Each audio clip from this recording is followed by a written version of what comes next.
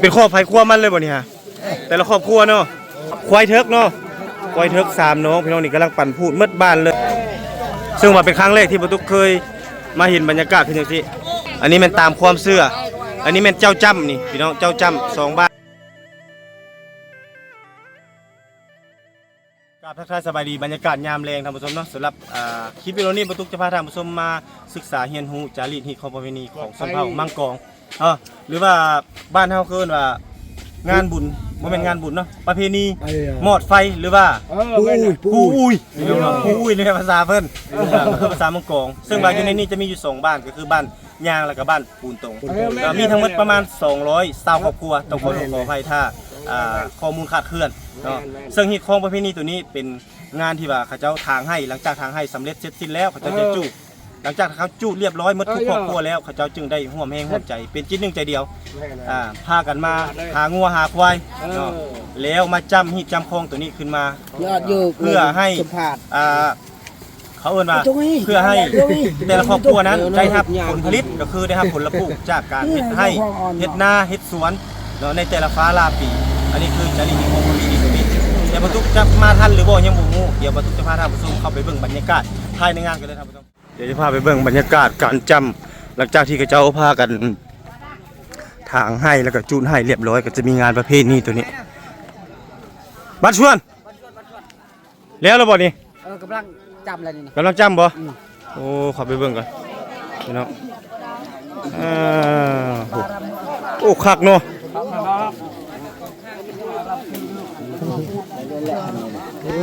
มันชวนบ่โทรบอกแน่ให้ยังไม่เห็นงานอันนี้โอ้คักอีหลีพี่น้องนี่เป็นครอบไผ่ครัวมันเลยบ่นี่ฮะแต่ละครอบครัวเนาะ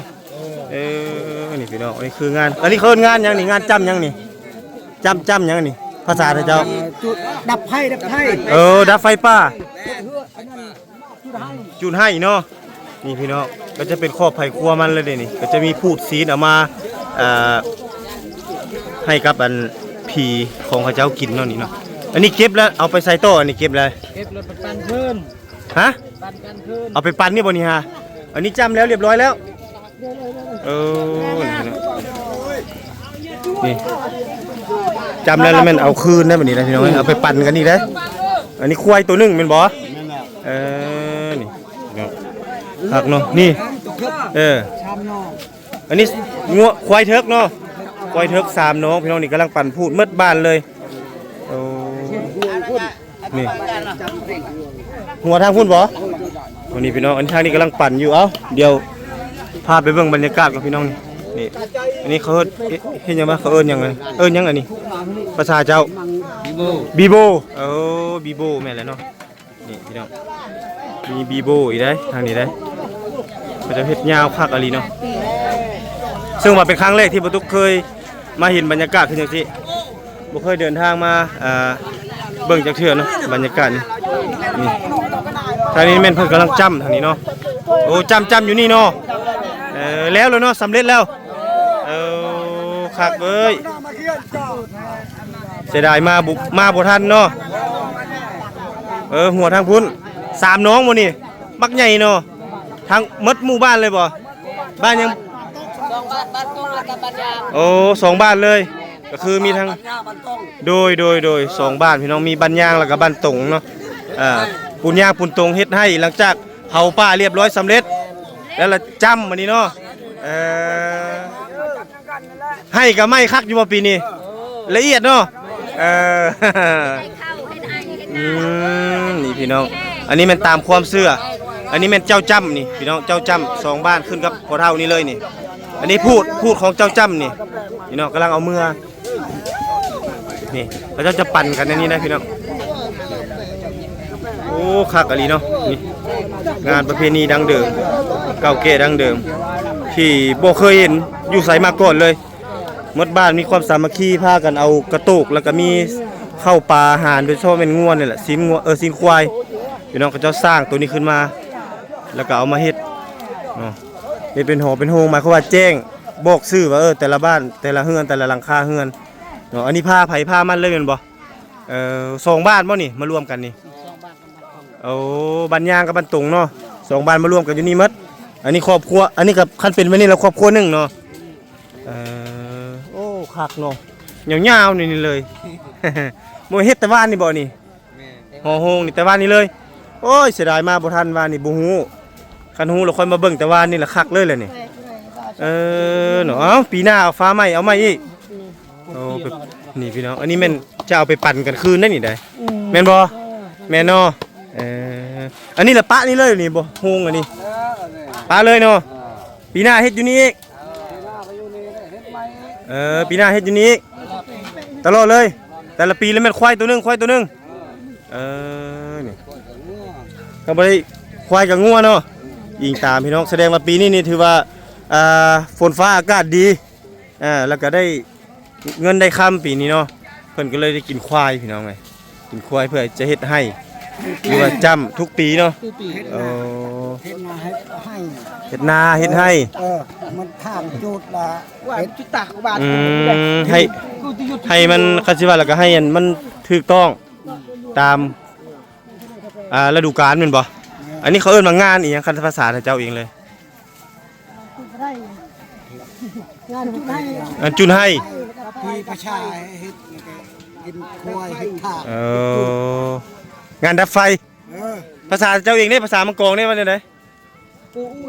อุ้ยงานนี้เป็นงานปูอุ้ยพี่น้องเนาะของชนเผ่ามังกรมีแต่มังกรบ่มีแต่โอ้ยบ่มีเนาะอันนี้มังกรสดๆเนาะนี่พี่น้อง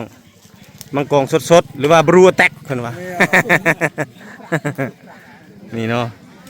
นี่อันนี้เป็นคาที่เพิ่นปั่นพูดกันแล้วนี่แล้วก็จะพากันปั่นมัดพูดทางพูดกำลังปั่นอยู่พี่น้อง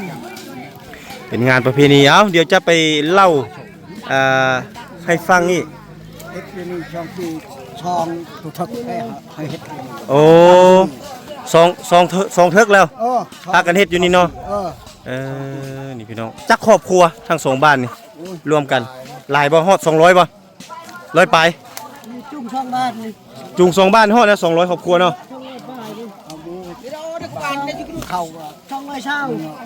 โอ้โดย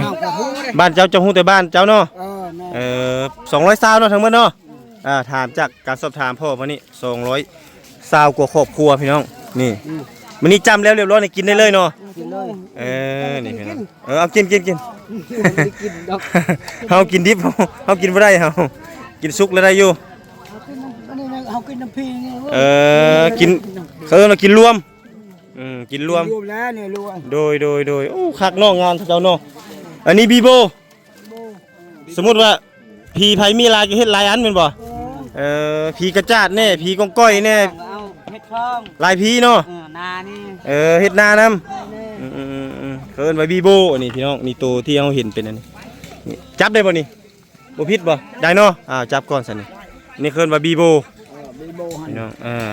นี่บีโบสร้างขึ้นมาเพื่อเอาไม้เฮ็ดให้เป็นคนโอ้ลักษณะแบบเป็นผีบรรพบุรุษ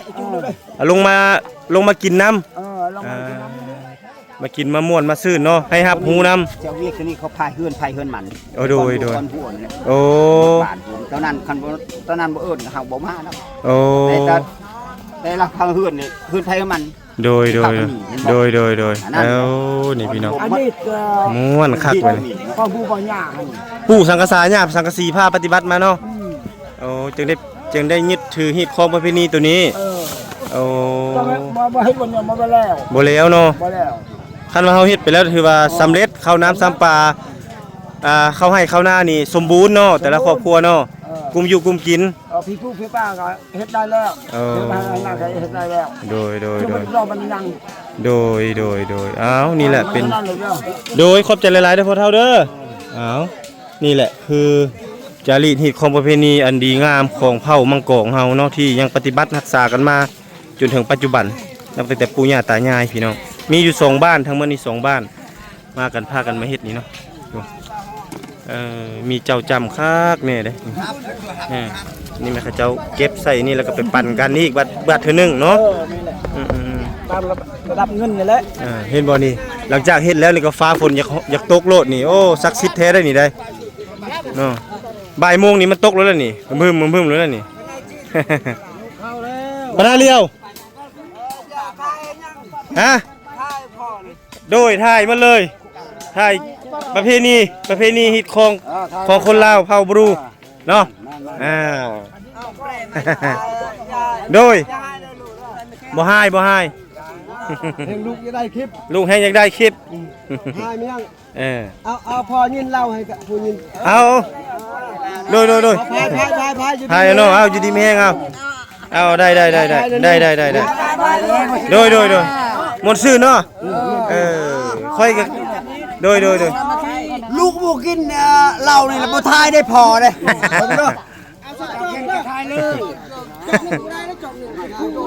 จอกนึงตึ้งตังบ่พอกินก่อนดิโดยเอา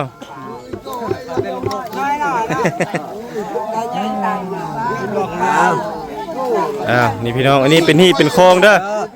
นี่ละบ่แม่นลูกจะกินแต่ว่าฮีดของโดยแม่นแหละเอาเด้อเอา